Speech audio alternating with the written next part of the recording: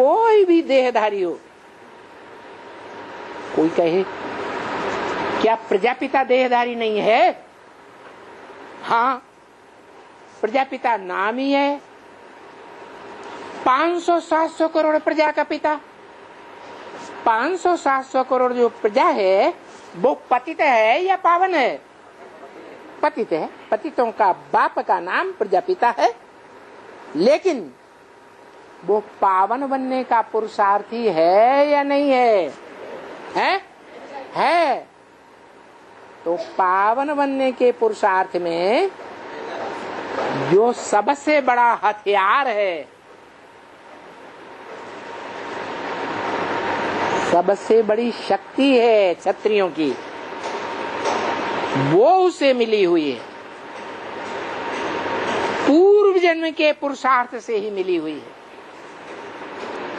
ब्राह्मणों की दुनिया में पूर्व जन्म का पुरुषार्थ, यज्ञ के आदि का पुरुषार्थ था या नहीं था? था। उसमें राम के लिए क्या बोला है?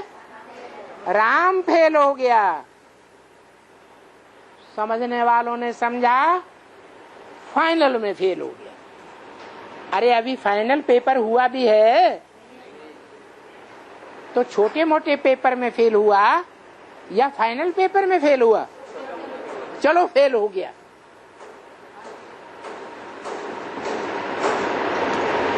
तो जो फेल हो गया उसको जो पास होकर के आगे बढ़ गए वो फेल हो गया।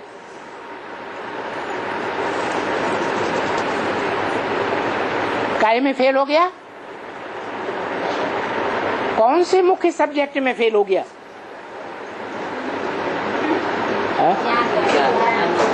हाँ, याद के सब्जेक्ट में फेल हो गया। कौन सी याद? जो शिव के मंदिर में लिंग रूप धारण करने वाले की याद दिखाई है कि एंटी सेक्स के साथ भी रहे, इंद्रियों से सन्यासियों की तरह दूरबाज खुशबाज नहीं, लेकिन बुद्धियोग से उपराम रहे।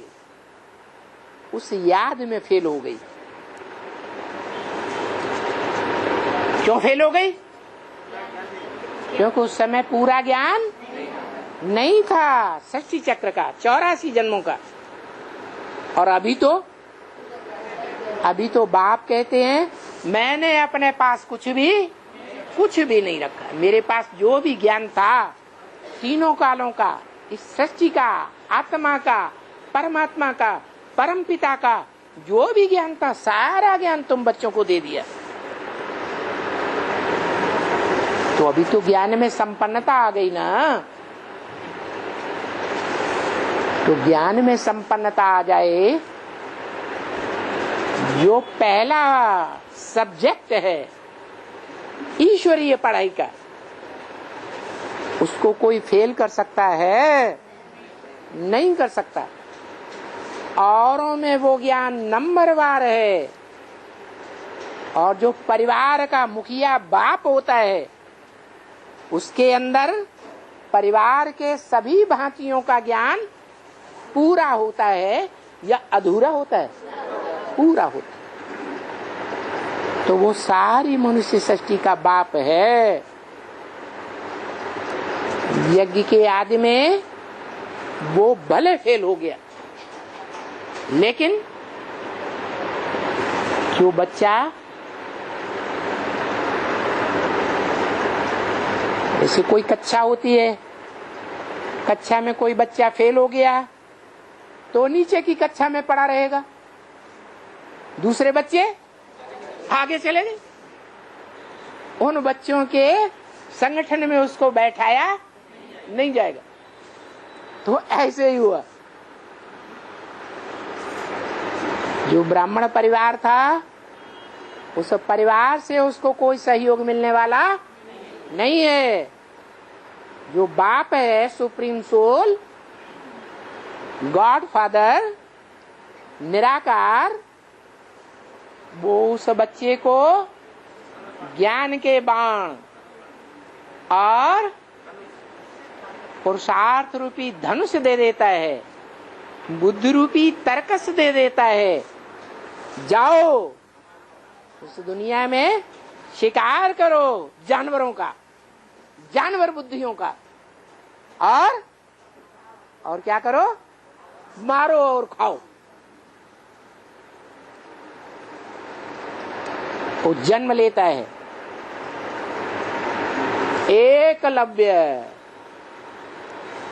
काय का जन्म, एकलव्य माने एक को लव करने वाला। अरे देखने में तो आता है, एक को लव नहीं करता है, ये तो 16,000 को करता है। शास्त्रों में प्रसिद्ध हो गया। अरे शास्त्र वाले तो जानते ही नहीं, वो तो समझते हैं हे कृष्ण नारायण वासुदेव। उन्होंने नारायण और कृष्ण सतयुग के आदि राजा को समझ लिया। वास्तव में संगमयुगी कृष्ण की बात है या सतयुग के कृष्ण की बात है? संगमयुगी कृष्ण की बात है। वो संगमयुगी जो कृष्ण है वो शिव बाप का बच्चा है, वही राम है, वही कृष्ण है। वही राम में कृष्ण की आत्मा प्रवेश करती है, वही शिव है। एक ही शरीर में तीनों आत्माएं पार्ट बजाती हैं। विद्वान आचार्यों ने श्लोक बनाई दिए। क्या?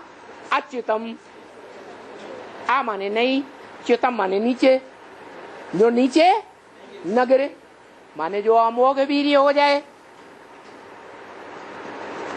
अच्युतम, केशवम का माने ब्रह्म, ईश माने स्वामी, ब्रह्मा के ऊपर भी कंट्रोल करने वाला।